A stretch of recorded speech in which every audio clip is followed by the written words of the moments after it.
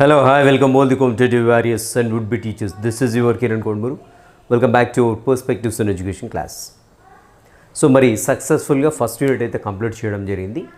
విద్య, దానికి ఒక చరిత్ర, స్వాతంత్ర పూర్వ, స్వాతంత్రం తర్వాత ఉన్నటువంటి కమిటీలు ఏంటి, కమిషన్లు ఏంటి, వాళ్ళు చేసినటువంటి సిఫారసులు ఏంటి, అండ్ చివరిగా ప్రోగ్రామ్ ఆఫ్ యాక్షన్, ఆచరణాత్మక కార్యక్రమం, దాని తర్వాత సిలబస్లో లేనటువంటి అంశమైనటువంటి ఎన్ఈపి 2020 కూడా చూడడం జరిగింది. అండ్ కంప్లీట్గా ఫస్ట్ యూనిట్లో ఎలాంటి క్వశ్చన్లు అడిగాడు 2012, అదేవిధంగా 2017 టీఆర్టీలో పిఐ నుండి ఎలాంటి క్వశ్చన్లు అడిగాడు అన్నీ కూడా చూడడం జరిగింది. రైట్, మరి సెకండ్ సెషన్లోకి ఎంటర్ అయిపోదాం. సెకండ్ చాప్టర్ అయినటువంటి మన సిలబస్లో టీచర్ ఎంపవర్మెంట్, ఉపాధ్యాయ సాధికారత. సో వెరీ సింపుల్ అంశం, చాలా ఈజీగా ఉంటుంది. మెమరీ బేస్డ్ క్వశ్చన్స్ అయితే ఎక్కువగా ఉంటాయి దీంట్లో. సో ఏ సంస్థలు మనకి ఏ అంశాలు అనేవి ఉపాధ్యాయ సాధికారతకు ఉపయోగపడుతున్నాయి, సో వాటి గురించి చదువుకుంటే సరిపోతుంది. సో మరి లెసన్లోకి ఎంటర్ అయ్యే కంటే ముందు ఫస్ట్ ఒక్క మీనింగ్ తెలుసుకుందాం. మీనింగ్ తెలిసి అసలు ఈ చాప్టర్ ఏంది, దీని కథ ఏంది మొత్తం అర్థమైపోతుంటుంది. సో సాధికారత లేదంటే ఎంపవర్మెంట్ అంటే ఏంటి, ఫస్ట్ అది తెలిస్తేనే మనకు లెసన్ అర్థమవుతుంది, లేదంటే అర్థం కాదు. ఎందుకంటే ఆ వర్డ్ వచ్చినప్పుడల్లా ఏంటి కన్ఫ్యూజన్ అవుతుంటుంది. సో సాధికారత అంటే ఎవరైనా ఒక వ్యక్తి, సో ఎక్కడైనా కావచ్చు, అది ఏ రంగమైనా కావచ్చు, ఏ దశ అయినా కావచ్చు, ఒక వ్యక్తి తన సామర్థ్యాలను మెరుగుపరుచుకున్నట్లయితే, తన యొక్క నైపుణ్యాలను మెరుగుపరుచుకున్నట్లయితే దాన్ని సాధికారత అంటాం. ఉదాహరణకు మీరు ఒక ఎగ్జామ్కి ప్రిపేర్ అవుతారు, మీరు ఒక జాబ్ కోసం ప్రిపేర్ అవుతున్నారు.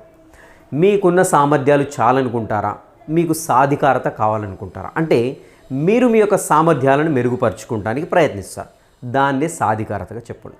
సో మరి ఒక జాబ్కు ప్రిపేర్ అయ్యేటప్పుడు మరి మనం ఎలాంటి సామర్థ్యాలను మెరుగుపరుచుకుంటాం? లైక్ కోచింగ్కి వెళ్ళడము, లేదంటే ఎవరినైనా ఒక గైడ్ని రిక్రూట్ చేసుకోవడము, లేదంటే సో టెక్నాలజీని ఇన్కల్కేట్ చేసుకోవడం, టెక్నాలజీని మనము వినియోగించుకోవడము. సో లైక్ యూట్యూబ్ కావచ్చు, సో ఇంకా ఏదైనా టెక్నాలజీ పరంగా మనము ఈ బుక్స్ని డౌన్లోడ్ చేసుకోవచ్చు. సో ఇలాంటివన్నీ సామర్థ్యాలని మీరు డెవలప్ చేసుకున్నారనుకోండి, అప్పుడు ఏమవుతుందంటే మీకు సాధికారత ఉన్నట్టుగా చెప్తాం. సో ఇక్కడ మరి ఉపాధ్యాయ సాధికారత అంటే ఉపాధ్యాయుడు తన యొక్క సామర్థ్యాలను మెరుగుపరుచుకోవాలి. ఎందుకు మెరుగుపరుచుకోవాలి? ఉన్న సామర్థ్యాలు సరిపోవా? సో మనకి జాబ్ కంటే ముందు మనం ఆల్రెడీ బీఎడో డిఎడో ఏదో ఒకటి చేసి ఉంటాం కదా. సో ఆల్రెడీ మనం అక్కడ ట్రైన్డ్ కదా ఫుల్లీ. సో ఇంకా ఏంటి అవసరాలు ఏంటి, సో అవి సరిపోతాయి కదా టీచింగ్ లెర్నింగ్ ప్రాసెస్కి అని అనుకున్నట్లయితే మనము, సో ప్రపంచం అనేది డే టు డే ఆధునీకరించబడుతుంది, కొత్త కొత్త పోకడలు వస్తున్నాయి. సో అంతేకాకుండా మనము మన ఫస్ట్ యూనిట్లో చూసినట్లయితే రకరకాల జాతీయ విద్యా విధానాలు వచ్చాయి మనకి. సో ప్రతి ఒక్క విద్యా విధానంలో కొన్ని లక్ష్యాలు మారుతూ ఉంటాయి, సో కొన్ని కొత్త విషయాల్ని చేరుస్తూ ఉంటారు. సో నేను ఎప్పుడో ఉదాహరణకు 1996లో జాబ్ వచ్చింది. సో 96 తర్వాత మళ్ళీ జాతీయ విద్యా విధానం వచ్చింది కదా, రైట్. సో లైక్ ఇప్పుడు 2020 వచ్చింది. సో తర్వాత అనేక విద్యా లక్ష్యాలను చేంజ్ అయిపోయాయి. సో మరి నేను అప్పుడు తీసుకున్న ట్రైనింగ్ ఏదైతుందో దీన్ని సాధించడానికి నాకు పనికి వస్తుందా అంటే పనికి రాకపోవచ్చు. సో లేదంటే కొన్ని నూతన పోకడలు, ఉదాహరణకు విద్యారంగంలో ఐసీటీ ఇప్పుడు కీ రోల్ ప్లే చేస్తూ ఉంటుంది. నెక్స్ట్ మీకు ఐసీటీ ఇంక్లూడ్ చేయడానికి కూడా ఛాన్స్ ఉందండి నెక్స్ట్ సిలబస్లో నాకు తెలిసైతే. సో మరి ఐసీటీని ఏ విధంగా వినియోగించు, information and communication technology. Like ఇప్పుడు సో ఈ డిజిటల్ రంగంలో మొత్తం కూడా లైక్ ఒక స్మార్ట్ బోర్డ్ని ఎలా ఆపరేట్ చేయాలి, ఒక స్మార్ట్ ఫోన్ని ఎలా ఆపరేట్ చేయాలి, ఒక వీడియోని ఎలా అప్లోడ్ చేయాలి, ఒక వీడియోని ఎలా డౌన్లోడ్ చేసుకోవాలి, సో డిజిటల్ బోర్డ్ని ఎలా ఉపయోగించాలి, ఒక ప్రొజెక్టర్ని ఎలా ఉపయోగించాలి. సో ఇలాంటివన్నీ కూడా ఉపాధ్యాయ వృత్తి మెరుగుపరుచుకోవడానికి సాధించాల్సినటువంటి సామర్థ్యాలు. దీనినే మనం ఏమంటామంటే ఉపాధ్యాయ సాధికారతగా చెప్పుకుంటాం, రైట్.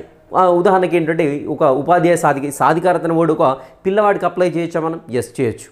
ఒక విద్యార్థి, నేను ఒక స్టూడెంట్ని చదువుకుంటున్నాను, సో నేను కూడా సాధికారత పొందాలనుకుంటున్నాను, అంటే నా యొక్క సామర్థ్యాలను మెరుగుపరచుకోవాలన్నాను. సో మరి ఒక ఉపాధ్యాయుడు కాకుండా ఒక పిల్లవాడు తన యొక్క సామర్థ్యాలను ఏ విధంగా మెరుగుపరుచుకుంటాడు?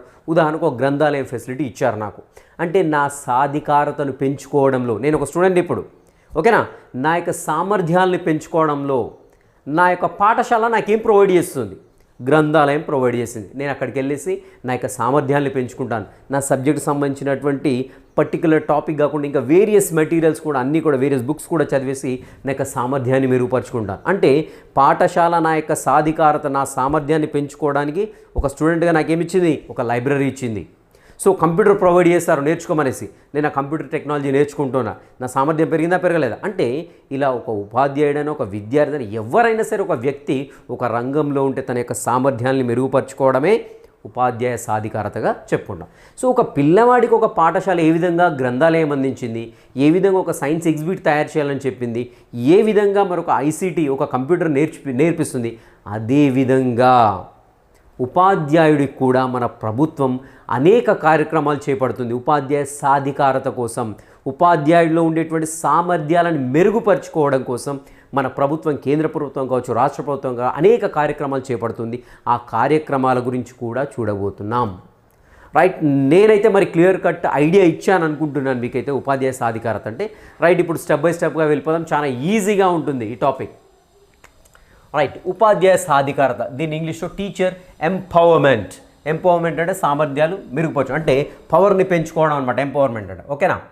సో ఆల్రెడీ చెప్పుకున్నాం, సామర్థ్యాలను మెరుగుపరచుకోవడాన్ని ఏమంటామంటే సాధికారతగా చెప్పుకుంటాం. సో జస్ట్ మనకి ఇక్కడ ఒకటి స్టేట్మెంట్ అయితే ఇచ్చారు గుడ్మెన్ అనేటువంటి అతను. సో ఉపాధ్యాయ సాధికారత అంటే ఏంటి దాని గురించి ఇచ్చాడు. సో గుర్తుపెట్టుకోండి, ఇక్కడ మనకు పెద్దగా ఎక్కువ శాస్త్రవేత్తలు వాళ్ళు వీళ్ళు ఏమి ఇంక్లూడ్ కాలేదు. జస్ట్ మన గుడ్మెన్ ఒక సైంటిస్ట్ ఇచ్చాడు. గుడ్మెన్ అంటే ఎంపవర్మెంట్కి అతను ఒకడే. సో గుడ్మెన్ ఇక్కడ ఇచ్చినట్టు స్టేట్మెంట్ అంటే చూద్దాం. సాధికారత గల ఉపాధ్యాయులు అంటే ఎవరైతే తమ సామర్థ్యాలను మెరుగుపరుచుకుంటారో అలాంటి ఉపాధ్యాయులను ఏమంటాము? సాధికారత గల ఉపాధ్యాయులను అంటాం. సో విషయ విశ్లేషణతో పాటు సృజనాత్మక పద్ధతులను, వనరులను ఉపయోగించి సమర్థవంతంగా వినియోగించుకొని విద్యార్థుల్లో ఆలోచనలు రేకెత్తించి విద్యార్థులకు అనుభవాన్ని కల్పించి వారి సమర్థతను ఇనుమడించేటట్లుగా చేస్తారు అనేసి చెప్తా ఉన్నాడు. ఎవరు? గుడ్మెన్. సో సాధికారత ఎందుకు పొందాలని చెప్తున్నాడు ఈయన.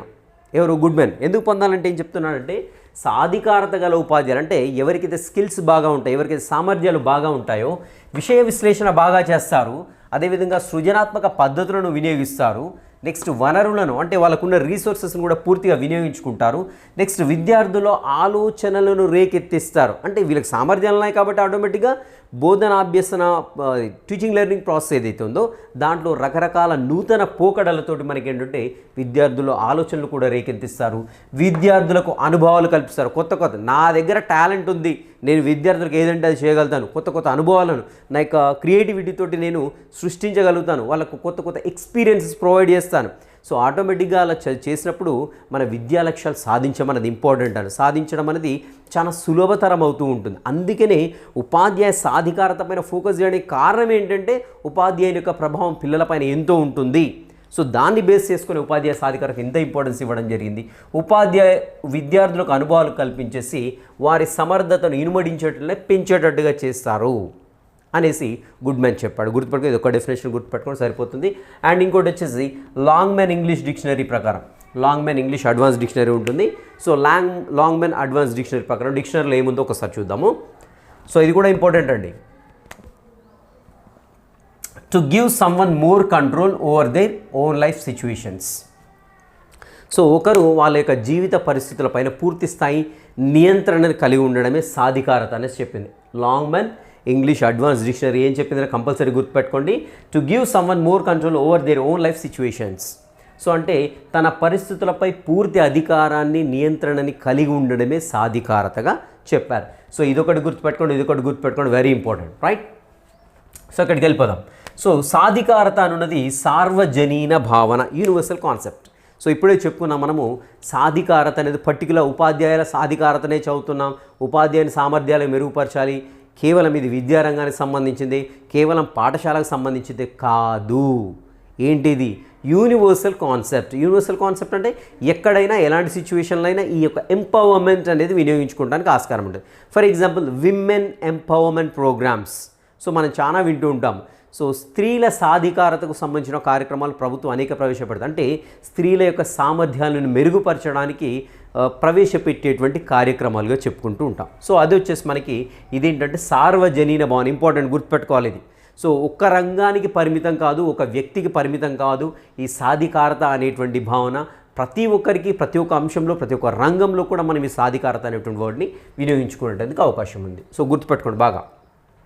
సో మరి ఉపాధ్యాయుని సాధికారత అంటున్నాం. సో సాధికారత వల్ల ఏం జరుగుతుంది? ఉపాధ్యాయునికి ఏమైనా లాభం జరుగుతుందా? ఒకసారి చూద్దాం. లాభం ఏం జరుగుతుందని చూసినట్టయితే ఉపాధ్యాయుడు తన యొక్క పనితీరులో మెరుగుదలను పొందుతాడు. సో ఎలా మెరుగుదలను పొందుతుంటాడు అని చూసినట్టయితే సాధికారత, నాకు సామర్థ్యం లేదు ఏంటి, ఫర్ ఎగ్జాంపుల్ మా యొక్క ఇన్స్టిట్యూషన్కి, మా యొక్క స్కూల్కి ఒకటి మంచి అడ్వాన్స్డ్ టెక్నాలజీ ఉన్నటువంటి ఒక కంప్యూటర్, లేదంటే ల్యాప్టాప్ ఇచ్చాడు, లేదంటే ఒక కేయాని ఇచ్చాడు, లేదంటే ఒక ప్రొజెక్టర్ ఇచ్చాడు. సో ఇలా ఏదో ఒకటి ఎలక్ట్రానిక్ గ్యాడ్జెట్ని ఇవ్వడం జరిగింది. సో నాకు దాని గురించిన పూర్తి స్థాయి అవగాహన లేదు, 0% నాలెడ్జ్ ఉంది. సో అప్పుడు ఏమవుతుంది, సాధికారత కార్యక్రమాల్లో నేను అటెండ్ అయ్యి దాని గురించి పూర్తి సమాచారం నేర్చుకున్నాను అనుకోండి. సో ఎలా ఆపరేట్ చేయాలి, ఎలా వినియోగించుకోవాలి అనేది మొత్తం నేర్చుకున్నాను అనుకోండి. సో అప్పుడు ఏమవుతుంది, నాకు పనితీరులో మెరుగుదల అనేది సంభవిస్తుంది. సో నేను డెవలప్ అవుతూ ఉంటాను, నా ప్రొఫెషనల్ డెవలప్మెంట్ అనేది జరుగుతూ ఉంటుంది.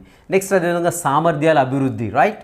సో బోధనాభ్యాసంలో నూతన ఒరవడిని, సో అడ్వాన్స్ టెక్నాలజీస్ ఏమవుతున్నాయో, లేకుంటే అడ్వాన్సెస్ ఉన్నాయో టీచింగ్ లెర్నింగ్ ప్రాసెస్, వాటినన్నిటి కూడా నేను పొందుతూ ఉంటానన్నమాట. సో కాబట్టి ఖచ్చితంగా ఉపాధ్యాయ సాధికారతకు సంబంధించిన కార్యక్రమాల్లో తప్పకుండా ప్రతి ఒక్క ఉపాధ్యాయుడు కూడా అటెండ్ అయితే ఖచ్చితంగా తన యొక్క బోధనాపరం కావచ్చు, వృత్తిపరం కావచ్చు, వ్యక్తిగతం కావచ్చు, అనేక సామర్థ్యాలను డెవలప్ చేసుకునేందుకు అవకాశం అయితే ఉంది, రైట్. సో ఇది వచ్చేసి మనకి సాధికారత వల్ల ఉపాధ్యాయునికి లాభాలండి. ఇంకా ఉన్నాయి, చూద్దాము.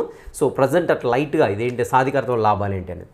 నెక్స్ట్ మరి ఉపాధ్యాయ సాధికారత ఏదైతే ఉందో దీన్ని ప్రభావితం చేసేటువంటి అంశాలు ఏంటి అని చూసినట్లయితే ఇవన్నీ కూడా నాలుగు ఉంటాయి. సో ఈ 4 ఏంటి అని చూసినట్లయితే ఒకసారి చూద్దాము. ఈ 4 అన్నీ కూడా ఒకదానికొకటి కాంప్లిమెంటరీగా ఉంటాయి, పరిపూరకాలుగా ఉంటాయి. సో మరి పరిపూరకాలు అంటే మన మీనింగ్ తెలియాలి. సో పరిపూరకాలు అంటే ఏంటంటే ఒకటి డెవలప్ అయింది అనుకోండి, ఇంకోటి కూడా ఆటోమేటిక్గా డెవలప్ అవుతుంది. ఒకటి తగ్గిపోయింది అనుకోండి, ఇంకోటి కూడా ఆటోమేటిక్గా తగ్గిపోతుంది. సో అలా ఉంటే దాన్ని ఏమంటామంటే కాంప్లిమెంటరీ లేదంటే పరిపూరకాలుగా చెప్పుకుంటూ ఉంటాం. సో మరి సాధికారతను ప్రభావితం చేసేటువంటి అంశాలని ఏంటి అని చూసినట్లయితే ఫస్ట్ వచ్చేసి ఉపాధ్యాయుడి యొక్క రూపచిత్రాలు, లేదంటే profile of the teacher, and వచ్చేసి లక్షణాంశాలు, క్యారెక్టరిస్టిక్స్. సో ఇది మరి సాధికారణ ఎంతవరకు ప్రభావితం చేస్తుందో చూద్దాం.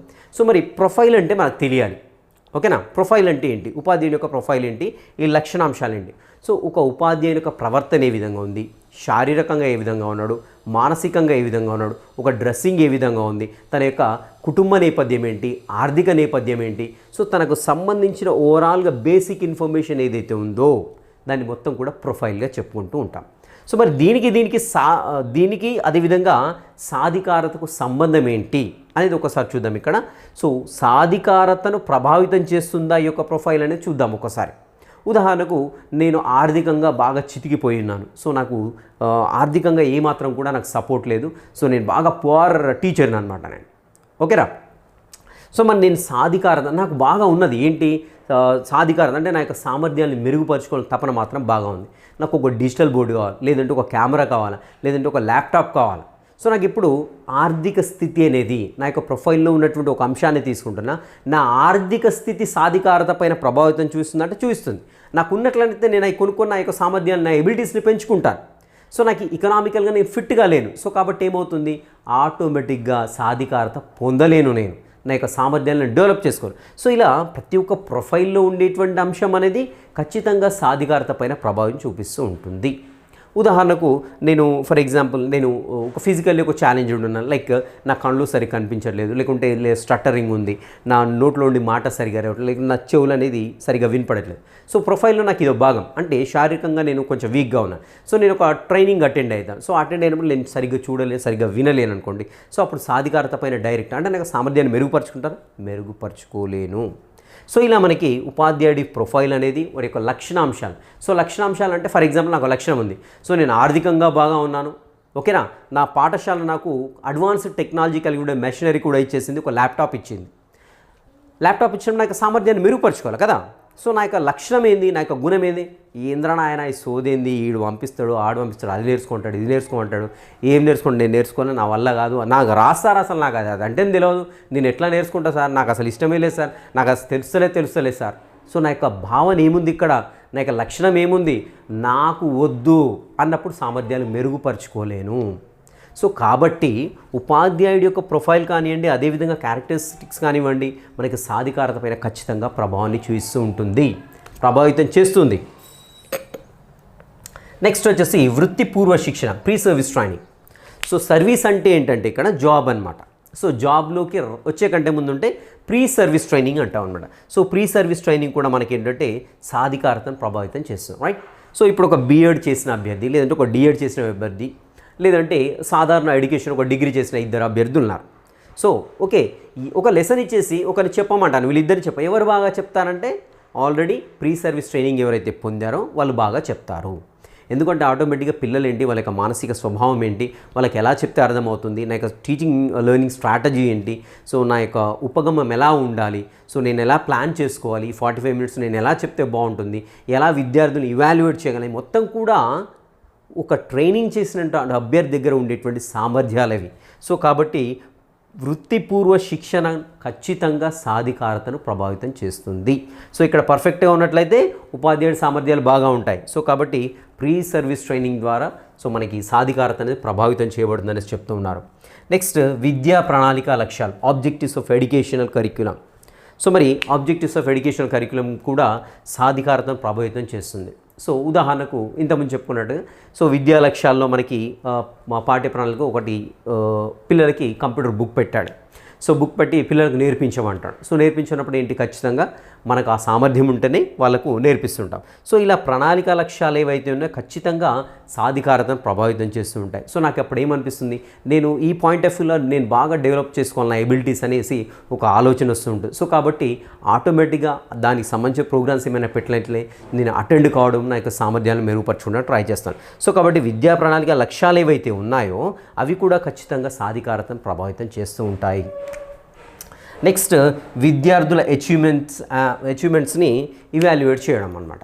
సో మరి విద్యార్థుల సాధన లేదంటే ఉపలబ్ధి అంటే గుర్తుపెట్టుకోవాలి, ఇలాంటి వర్డ్స్ గుర్తుపెట్టుకోండి. క్వశ్చన్ ఇలాంటి వర్డ్స్ ఫ్రేమ్ చేస్తే మనకు అది అర్థం కాదు ఇంకా అక్కడ. సో అర్థం కాకుండా క్వశ్చన్ వదిలిపెట్టడం జరుగుతుంది, లేకుంటే ఏదో తప్పు పెట్టేస్తాం. విద్యార్థుల ఉపలబ్ధి మూల్యాంకనం చేయడం. సో మరి ఈ మూల్యాంకనం చేయడంని పైన సాధికారతను ప్రభావితం చేస్తుందా? విద్యార్థుల ఉపలబ్ధి మూల్యాంకనం అనేది సాధికారతను ప్రభావితం చేస్తుందా, ఏ మేరకు ప్రభావితం చేస్తుందని చూసినట్లయితే ఇక్కడ మనకి ఫర్ ఎగ్జాంపుల్ విద్యార్థుల ఉపలబ్ధి అన్నాం. సో ఏదో ఒకటి అచీవ్ చేశాడు విద్యార్థి. సో ఒకటి చెప్పాం, మనం ఒక విషయ జ్ఞానాన్ని చెప్పాం. సో వాడిని ఇవాల్యుయేట్ చేయాలి నేను ఇప్పుడు. సో ఇవాల్యుయేట్ చేయాలంటే ఇవాల్యుయేషన్ టూల్స్ అనేవి రకరకాలుగా ఉంటుంటాయి. సో కొన్ని ప్రజ్ఞాలబ్ధికి సంబంధించిన, లేకుంటే ఇవాల్యుయేషన్కి సంబంధించిన టెక్నిక్స్, లేదంటే సంథింగ్ కొన్ని మిషనరీస్ని ఉపయోగించి నేను విద్యార్థిని ఇవాల్యుయేట్ చేయాలి. సో అలా ఇవాల్యుయేట్ చేయడం నేను ఫస్ట్ ఆ సామర్థ్యాన్ని ఇంప్రూవ్ చేసుకోవాల్సి ఉంటుంది కదా. సో అలా ఇంప్రూవ్ చేసుకోవడానికి ఖచ్చితంగా సాధికారతను దాని యొక్క ప్రభావం అనేది చూపిస్తూ ఉంటుందన్నమాట. సో ఇలా మనకేంటంటే సాధికారతను ఇవన్నీ కూడా ప్రభావితం చేస్తూ ఉంటాయి. ఏంటి అని చూసినట్లయితే ఉపాధ్యాయుడి యొక్క ప్రొఫైల్, టీచర్ యొక్క ప్రొఫైల్ అండ్ క్యారెక్టరిస్టిక్స్, అండ్ వచ్చేసి ప్రీ సర్వీస్ ట్రైనింగ్, వృత్తిపూర్వ శిక్షణ, విద్యా ప్రణాళిక లక్ష్యాలు, విద్యార్థుల ఉపలబ్ధి మూల్యాంకనం. ఈ 4 అంశాలని ఖచ్చితంగా గుర్తుపెట్టుకోవాలి. సో ఎందుకంటే మనకి ఇక్కడ నెగిటివ్ క్వశ్చన్ చేయడానికి ఛాన్స్ ఉంది. ఉదాహరణకి ఏమని అడుగుతాడంటే క్వశ్చన్లో ఉపాధ్యాయ సాధికారతను క్రింది వాటిలో ప్రభావితం చేయని అంశం ఏంటి అంటాడు. ఇలా 4 ఆప్షన్స్ ఉన్నప్పుడు ప్రభావితం చేయని అంశం అంటాడు. సో దీంట్లోంచి 3 ఇస్తాడు, ఇంకేదో ఇస్తాడు. ఖచ్చితంగా ఇది గుర్తుపెట్టుకోండి, ఇలాంటి వాటిలో ఉండే క్వశ్చన్ వస్తుంది, గుర్తుపెట్టుకోవాలి ఖచ్చితంగా. ఓకేనా. సో ఈ 4 కూడా ఒకదానికొకటి పరిపూరకాలుగా ఉంటాయి. సో ఏంటి పరిపూరకాలుగా ఉండడం ఏంటి అని చూసినట్లయితే, సో పరిపూరకాలు అంటే కాంప్లిమెంటరీ అంటాం. ఉదాహరణకు ఉపాధ్యాయుడి యొక్క రూపచిత్రాలు, నెక్స్ట్ వృత్తిపూర్వ శిక్షణ, ఇవి 2 పరిపూరకాలుగా ఉంటాయి. ఒకసారి చూద్దాం. సో ఉదాహరణకి ఇక్కడ ఉపాధ్యాయుడు, ఇక్కడ మనకి ఫర్ ఎగ్జాంపుల్ ప్రొఫైల్ చూసినట్లయితే ఉదాహరణకు ఒక చెవిటి లేదంటే ఒక కళ్ళు మస్క కనిపించేటువంటి ఒక ఉపాధ్యాయుడు ఉందనుకుందాం. సో అలా ఉపాధ్యాయుడు ఉన్నప్పుడు ఏంటి, వృత్తిపూర్వ శిక్షణ అనేది సమర్థవంతంగా చేసుకోలేడు కదా. సో ఉదాహరణకు టీచింగ్ ప్రాక్టీస్ పంపించాము, సో చేయగలుగుతాడా, చేయలేడు. సో లేకుంటే అక్కడ నేను బీఎడ్ చేసేటప్పుడు ఒక టీచర్ చెప్తూ ఉన్నారు, లెసన్ చెప్తున్నారు, నేను సరిగ్గా వినగలనా, వినలేను. సో కాబట్టి ఇక్కడ ఇతని యొక్క ప్రొఫైల్ అది ఫిజికల్గా కావచ్చు, మానసికంగా కావచ్చు, ప్రాపర్గా ఉన్నట్లయితేనే ఇక్కడ వృత్తిపూర్వ శిక్షణ అనేది ప్రాపర్గా జరుగుతుంది కదా. సో కాబట్టి ఇవి 2 ఇంటర్లింక్డ్ ఉన్నాయి. సో ఇక్కడ పర్ఫెక్ట్గా ఉన్నాడు ఉపాధ్యాయుడు ఫిజికల్గా, మెంటల్గా, అంటే వృత్తిపూర్వ శిక్షణ కూడా పర్ఫెక్ట్గా జరుగుతూ ఉంటుంది. సో వృత్తిపూర్వ శిక్షణ పర్ఫెక్ట్గా జరిగిందనుకోండి, విద్యా ప్రణాళిక లక్ష్యాలు సమర్థవంతంగా సాధించబడతాయి. సో మరి విద్యార్థులు ఏ మేరకు నేర్చుకున్నారనేది పర్ఫెక్ట్గా ఇవాల్యుయేట్ కూడా చేయగలుగుతాడు. అంటే ఇవన్నీ కూడా ఇంటర్లింక్డ్. సో ఏదో ఒకటి మిస్ అయినా కానీ దాని యొక్క ఎఫెక్ట్ అనేది వేరే దానిపైన ఉంటుంది, రైట్. సో ఇవి వచ్చేసి సాధికారతను ప్రభావితం చేసేటువంటి 4 అంశాలు. ఖచ్చితంగా గుర్తుపెట్టుకోండి, క్వశ్చన్ రావడానికి ప్రాబిలిటీ ఉంది. నెక్స్ట్ ఉపాధ్యాయుని యొక్క సాధికారత ఏదైతే ఉందో, సో ఇది మనకి ఏంటంటే 2 స్థాయిలో ప్రభావితం చేయబడుతుంటుంది. సో 2 స్థాయిల్లో అంటే మరి ఎక్కడెక్కడ సాధికారత అనేది ప్రభావితం చేయబడుతుంటుంది. సో సాధికారత తన యొక్క సామర్థ్యాలు ఏ విధంగా ప్రభావితం చేయబడుతాయని ఒకసారి చూద్దాము. సో ఇక్కడ ఫస్ట్ వచ్చేసి మనకి ఏంటంటే ఉపాధ్యాయుల స్థాయిలో మనకి ఏంటంటే సాధికారత. సో సాధికారతలో స్వీయ అంశాలు ఏం రోల్ ప్లే చేస్తూ ఉంటాయి. సో జనరల్గా ఇది ఇవ్వలేదు బుక్లో, ఇలా రాసుకుంటే మనకు అదేంటి, ఆ టాపిక్ ఏంటి అనేది క్లియర్గా తెలుస్తుంది.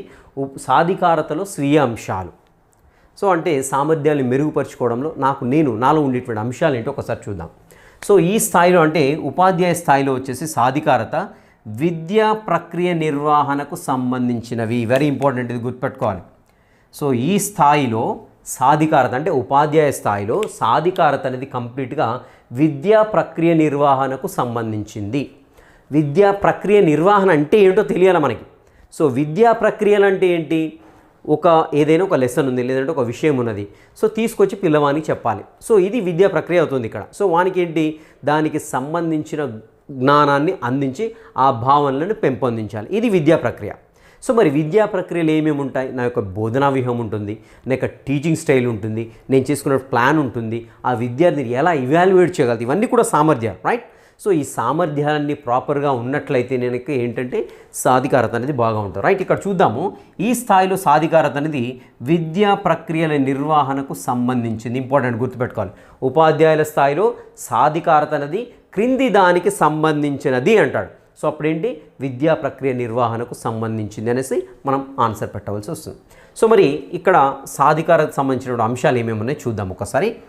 ఉపాధ్యాయ బోధనా నైపుణ్యాలు, సో అదేనది సాధికారతకు సంబంధించిందే కదా. ఉపాధ్యాయ బోధనా నైపుణ్యాలు అనేవి విద్యా ప్రక్రియ నిర్వహణకు ఉపయోగపడతాయంటే ఎస్, అబ్జల్యూట్లీ ఉపయోగపడతాయి. సో ఒక ఉపాధ్యాయునికి టీచింగ్ స్కిల్ అనేది డెఫినెట్గా ఉండాలి. సో అలా ఆ సామర్థ్యం ఉన్నట్లయితేనే మనకి ఏంటంటే విద్యా ప్రక్రియ నిర్వహణ ప్రాపర్గా అవుతుంది. సో నా దగ్గర టీచింగ్ స్కిల్లే లేదు, నా దగ్గర నైపుణ్యమే లేదు, సో అలాంటప్పుడు ఏమవుతుంది, విద్యా ప్రక్రియ నిర్వహణది కుంటుపడడానికి అవకాశం ఉంటుంది. కాబట్టి ఎట్టి పరిస్థితుల్లో ఉపాధ్యాయుని స్థాయిలో ఈ యొక్క మనకి సామర్థ్యం అనేది ఖచ్చితంగా ఉండాలి. ఉపాధ్యాయ బోధనా నైపుణ్యాలు. నెక్స్ట్ ఉపాధ్యాయుని యొక్క తెలివితేటలు, రైట్. సో తెలివితేటలు ఉంటేనే కదా సామర్థ్యం ఇంప్రూవ్ అవుతుంది. నెక్స్ట్ ఇవన్నీ కూడా అచీవ్ చేయగలుగుతాం. నెక్స్ట్ అదేవిధంగా ఎంత తెలివిగా ఉపాధ్యాయుడు టీఎల్ఎంని ఎంపిక చేసుకుంటున్నాడు, అదేవిధంగా వినియోగిస్తున్నాడు. సో టీచింగ్ లెర్నింగ్ మెటీరియల్, బోధన అభ్యసన సామాగ్రిగా చెప్పుకుంటాం. సో ఏ మేరకు దాన్ని ఎంపిక చేసుకుంటున్నాడు, ఎంత కరెక్ట్గా ఎంత సూటబుల్ది ఎంపిక చేసుకుంటున్నాడు. సో తన దగ్గర కెపాసిటీ, దాని దగ్గర సామర్థ్యం ఉంటేనే వాటి సరైన దాన్ని ఎంపిక చేసుకోగలుగుతుంటాడు. నెక్స్ట్ వినియోగించగలుగుతూ ఉంటాడు. సో ఇది కూడా ఉపాధ్యాయ సాధికారత పైన ప్రభావితం చూపిస్తూ ఉంటుంది. సో ఇక్కడ ఉదాహరణకు ఒక ఎగ్జాంపుల్ చెప్తాను నేను. 8th క్లాస్లో సెకండ్ యూనిట్లో కణం ఉంది. కణము మౌలిక ప్రమాణం, బేసిక్ యూనిట్ ఉంది. Cell is the basic unit of the life అనేది ఒకటి ఉంటుంది. సో దాంట్లో ఉల్లిగడ్డ పొరలో ఉండేటువంటి కణాలని విద్యార్థులకు చూపించాలి, దాని గురించి నేర్పించాలి. ఇప్పుడు టీఎల్ఎం నేమ్ ఎన్నుకోవాలి, ఏమి తీసుకుంటే బాగుంటుంది. ఉదాహరణకు టెక్స్ట్ బుక్ తీసుకొచ్చి అరే ఇలా ఉంటుంది అని చూపెట్టాను, టీఎల్ఎంఏ అవుతుంది ఇప్పుడు, ఓకేనా. సో ఇంకొక టీచర్ ఎలా చేస్తాడు, మనకి ఒక చార్ట్ తీసుకొస్తాడు, పెట్టేస్తాడు, పెద్దగా కనపడుతుంటుంది. సో ఇలా ఉంటుందిరా. సో ఇంకొక ఉపాధ్యాయుడు అంటే టీచింగ్ స్టైల్ చూడండి, టీచింగ్ స్ట్రాటజీ ఎలా ఉంది ఒక్కొక్క ఉపాధ్యాయుడు. సో మంచి కలర్ చాక్ తీసుకొని బోర్డు నుండి ఇంత పెద్దగా గీస్తాడు, అదొక స్ట్రాటజీ ఉంటుంది. సో ఇంకో ఉపాధ్యాయుడు ఏం చేస్తాడు, చాలా అరే రాండ్రా మనం అందరం ల్యాబ్లోకి వెళ్దాం, కంప్యూటర్ ల్యాబ్లో, అక్కడ మీకు పెద్ద స్క్రీన్ ఉంటుంది, ఆ స్క్రీన్ పైన చూపిస్తా అనేసి అక్కడ డిసెక్షన్ చేస్తుంటే ఉల్లిగడ్డ పొరను తీసుకొని మనకి ఏంటి మైక్రోస్కోప్ కింద పెట్టేసి దానిపైన సాఫ్రాన్ వేసి కడిగి మళ్ళీ తీసి పెట్టి లైటింగ్ సెట్ చేసుకొని పిల్లలందరూ చూపించేటువంటి ఒక వీడియో ఉంటుంది. సో ఆ వీడియోని చూపిస్తాడు ఇంకో విద్యార్థి, ఇంకా కొంచెం ఎఫెక్ట్గా ఉంటుంది. సో ఇంకో ఉపాధ్యాయుడు ఏం చేస్తాడు, అరే మీరందరూ మన ప్రాక్టికల్ ల్యాబ్కి పదండి, నేను ఉల్లిగడ్డ బ్లేడ్ అవి తీసుకొని వస్తాను, వచ్చేసి మనం అక్కడ కట్ చేసి దాని కింద పెట్టేసి మనం ప్రాక్టికల్ చేద్దామంటాడు. సో ఇలా మనకి టీఎల్ఎం ఎంపిక ఇక్కడ ఏమవుతుంది, ఈ ఉపాధ్యాయునికి ఒక మైక్రోస్కోప్ అవుతుంది, ఒక స్లైడ్, ఇవన్నీ కూడా టీఎల్ఎంఏ. సో బట్ ఇక్కడ ఏంటి, అనుభవపూర్వకమైనటువంటి జ్ఞానాన్ని విద్యార్థులకు అందిస్తున్నాం. సో కాబట్టి అది సక్సెస్ఫుల్గా అవుతుంది, అంటే ఆ ఉపాధ్యాయుని యొక్క సామర్థ్యం అనేది బాగా ఉంది. సో ఇక్కడ మనకి టీఎల్ఎం ఎంపిక, అదేవిధంగా వినియోగం పైన మనకి వినియోగం అనేది మన సాధికారత, ఉపాధ్యాయుల సాధికారతతో ప్రభావం చూపిస్తూ ఉంటుంది. నెక్స్ట్ అదేవిధంగా బోధనా వ్యూహాలు. సో బోధనా వ్యూహాలు ఇప్పుడు చెప్పుకున్నాం, ఒక్కొక్కరు ఒక్కొక్క రకమైన టీచింగ్ లెర్నింగ్ స్ట్రాటజీస్ను యూజ్ చేస్తూ ఉంటారు. సో నువ్వు ఎంత మంచి టీచింగ్ లెర్నింగ్ స్ట్రాటజీని యూజ్ చేసుకున్నావు, దాన్ని బట్టే మన యొక్క సామర్థ్యం అనేది ఉంటుంది, సామర్థ్యాన్ని బట్టే అది ఉంటుంది, ఓకేనా. నెక్స్ట్ వచ్చేసి విద్యార్థుల అభ్యసనలో సలహాదారుగా ఉండడం. సో ఇది కూడా మనకి ఏంటంటే ఒక ఉపాధ్యాయుడిగా ఒక పిల్లవాడిని ఏ విధంగా గైడ్ చేస్తే బాగుంటుంది, ఇలా చదువుకుంటే బాగుంటుందా, ఎలా చదువుకుంటే బాగుంటుందని సో కంప్లీట్గా సో బోధన అభ్యసన పరంగా కావచ్చు, ఒక ప్రాజెక్ట్ వర్క్ చేసేటప్పుడు కావచ్చు, లేదంటే ఒక డిబేట్లో కావచ్చు, సో లేదంటే ఒక సెల్ఫ్గా లెర్న్ చేస్తున్నాడు పిల్లవాడు, సో ఎలా చేస్తే బాగుంటుంది, ఒక ప్రాక్టికల్ చేయబోతున్నాడు, సో ఎలా చేస్తే బాగుంటుంది, సో లేదంటే ఒక ఏదైనా ఒకటి ఇంప్లిమెంట్ చేస్తున్నాడు, సో ఎలా చేస్తే బాగుంటుంది అనేసి ఒక విద్యార్థికి ఒక గైడ్ లాగా ఉండేసి ఒక ఫెసిలిటేటర్గా ఉండి ఉపాధ్యాయుడు సలహాలు ఇస్తే బాగుంటుంది అన్నట్టుగా ఇది వచ్చేసి మనకి ఏంటంటే ఉపాధ్యాయుల స్థాయిలో సాధికారత. సో ఉపాధ్యాయ స్థాయిలో మరి ఈ సాధికారతని ఇలా డెవలప్ చేసుకోవడానికి ఛాన్స్ ఉంది. సో మరి ఇంకా వేరే స్థాయిలో పాఠశాల స్థాయిలో ఉపాధ్యాయుని సాధికారత, ఉపాధ్యాయుని యొక్క సామర్థ్యాలు, సాధికారత అంటే సామర్థ్యాలు పెట్టేసుకోవడం అక్కడ సరిపోతుంది. సో సామర్థ్యాలు ఏ విధంగా డెవలప్ చేసుకోవాలో చూద్దాం ఒకసారి. రైట్, మరి పాఠశాల స్థాయిలో ఉపాధ్యాయ సాధికారతను ప్రభావితం చేసేటువంటి అంశాలు ఏంటి, సో ఏ విధంగా ప్రభావితం చేస్తాయి? ఇంతకుముందు అయితే మనము స్వీయ స్థాయిలో అంటే తన స్థాయిలో ఈ యొక్క సాధికారత సామర్థ్యాలను ఏ విధంగా ప్రభావితం చూస్తాయనే చూసాం ఇక్కడ. సో ఇప్పుడు సెకండ్ అంశం వచ్చేసి పాఠశాల అయితే స్కూల్ లెవెల్లో వచ్చేసి ఇక టీచర్ ఎంపవర్మెంట్ పైన ఎఫెక్ట్ చూపించేటువంటి అంశాలు ఏంటనే చూద్దాం.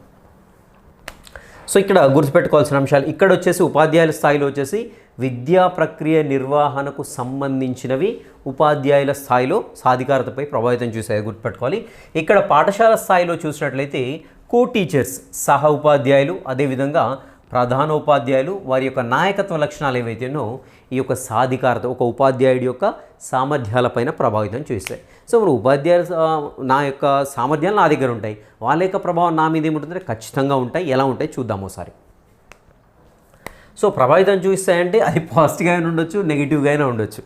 సో ఉదాహరణకు ఒక ఉపాధ్యాయుడు బాగా టీచ్ చేస్తుంటే నేను వెళ్ళాను, నా యొక్క సామర్థ్యాన్ని పెంచుకోమని హెచ్ఎం గారు నన్ను గైడ్ చేశారన్నాడు. సార్ ఆ సార్ బాగా చెప్తుండే, అక్కడికి వెళ్ళేసి ఒకసారి అబ్జర్వ్ చేయండి, సో ఏదో కొత్త టెక్నాలజీ ఏదో ఇంకల్కేట్ చేసుకున్నాడు తను, సో ఇంప్లిమెంట్ చేస్తున్నాడు క్లాస్ రూమ్లో, సో అతని యొక్క టీచింగ్ లెర్నింగ్ స్ట్రాటజీ బాగుంది, ఒక్కసారి వెళ్ళి చూడండి సార్. సో ఇక్కడ నాకు నిజంగా పాజిటివ్గా రిసీవ్ చేసుకుంటే, సో నిజంగా నా దగ్గర యొక్క టీచింగ్ లెర్నింగ్ స్ట్రాటజీ నా దగ్గర లేనట్లయితే, నాకు తెలియనట్లయితే, సో ఇక్కడ ప్రభావితం చూపిస్తున్నాండి. ఎలా ఉంటుంది, పాజిటివ్గా ఉండదు, నెగిటివ్గా ఉండొచ్చు. ఇక నేను అనుకుంటా నా దగ్గరనే నాకే సరిపోతే, నేను చెప్తా బాగానే చెప్తా, ఆ సార్ నన్ను చూడమంటుండేది, నేను బాగానే చెప్తా కదా, ఆయన పోయి నేను చూసేది ఏంది అని అనుకుంటాను. సో ఇక బలవంతంగా ఇక హెచ్ఎం చెప్పిండు కదా, హెడ్ మాస్టర్ గారు చెప్పారు కదా, పోయి కూర్చొని ఇక ఎంతసేపు ఆ సార్ని డిస్టర్బ్ చేయడానికి, లేకుంటే ఏం బాగుంది ఇది పోయేస్తా, వచ్చిన తర్వాత ఏం సార్ మరి ఫీడ్బ్యాక్ ఎట్టుందని అడుగుతాడు హెచ్ఎం. నేను ఏం సార్ అది బాగానే బాగాలేదు, అసలు పిల్లలు ఎవరు కూడా ఇంట్రెస్ట్ చూపెడతారు, బాగానే బాగాలేదు సార్ అంటే నా యొక్క సామర్థ్యాన్ని నేను మెరుగుపరుచుకుంటాను చూడట్లేదు, ఎంతసేపు నేను ఒక నెగిటివ్ యాంగిల్లో ఉంటున్నాను. సో అలా కాకుండా నేను పాజిటివ్గా ఉన్నాను అనుకోండి, ఎస్ సార్ ఆ సార్ చాలా బాగా చెప్తున్నారు, అది ఏదో మిషన్ తీసుకొచ్చిండు ఆపరేట్ చేస్తుండు, బట్ నాకు అది అర్థం కావట్లేదు ఎలా ఆపరేట్ చేయను, సార్ వచ్చిన తర్వాత ఒక్కసారి నాకు గైడ్ చేయమని చెప్పండి సార్, నేను నేర్చుకుంటాను, నేను కూడా నా క్లాస్లో నా వైజెన్స్ టీచింగ్ నేను ఉపయోగించుకుంటాను అనేసి అంటే ఎలా ఉంటుంది, పాజిటివ్ రిసీవ్ చేసుకుంటాడు. సో ఇలా మనము సహ ఉపాధ్యాయులు అదేవిధంగా ప్రధానోపాధ్యాయుల యొక్క మార్గదర్శకత్వం అనేది మనకి ఏంటంటే సాధికారత పైన ప్రభావితం చూపిస్తుంది. అంతేకాకుండా మనకు పాఠశాల స్థాయిలో అనేక కార్యక్రమాలు జరుగుతూ ఉంటాయి. సో ఒకటి వచ్చేసి అవి కూడా మన యొక్క సామర్థ్యాన్ని మెరుగుపరచడానికి చూడండి, ఒకటి ఇన్ సర్వీస్ ట్రైనింగ్ అనేది ఇస్తూ ఉంటారు.